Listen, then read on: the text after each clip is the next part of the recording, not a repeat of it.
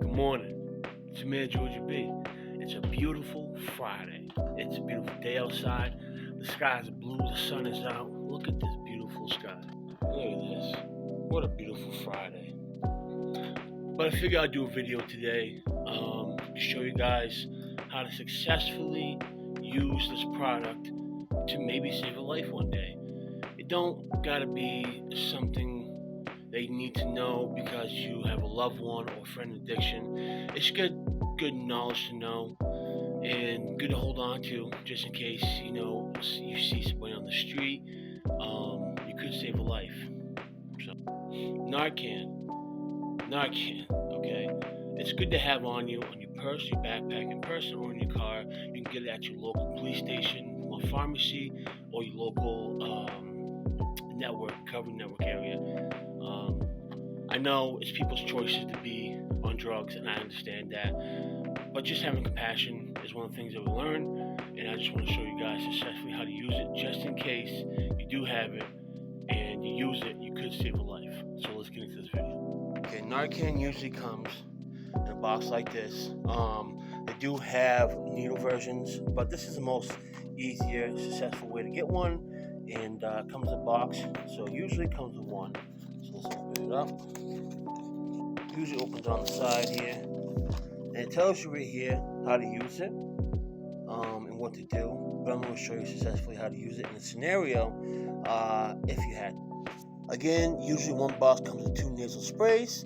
But when you use it, this is what you need to do. If you do see somebody overdosing, you open this up.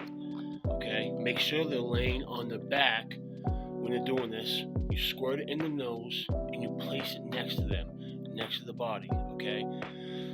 Excuse me. And lean them on their side just in case they puke or whatnot. Don't freak out.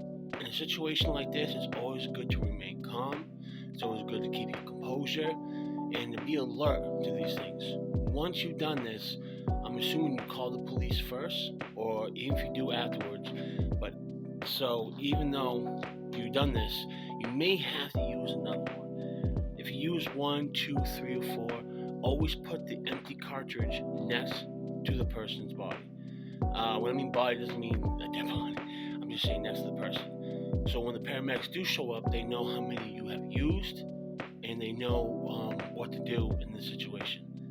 It's very simple knowledge. Like I said, you can get these at your local pharmacy, police stations, or local recovery networks.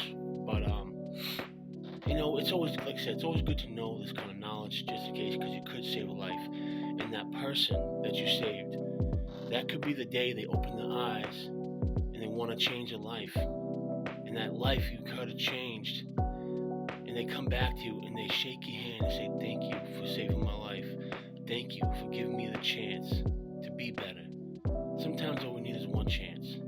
That's all. None of us really know what somebody else is going through. By looking in that person's eyes, you can tell the pain and suffering. We just don't pick up because we want to. It's usually because a lot of mental illness or trauma that we try to subside and hide. It's unfortunate, but in the end, we are people. We do have feelings just like everybody else, and we just want to have a good life. So hopefully this video helped you guys a little bit. Knowing that we care is a good quality to have. But anyway, someday I'm going to tell my story. Hopefully you guys would, I don't know how you guys will react to it. But until then, hopefully this video helped you guys a little bit. I appreciate you guys giving me the love. Follow my social medias, Twitch, YouTube's all in the description. Until then, enjoy your day. Stay blessed. Be humble. It's your man, Georgia B. Have a good day.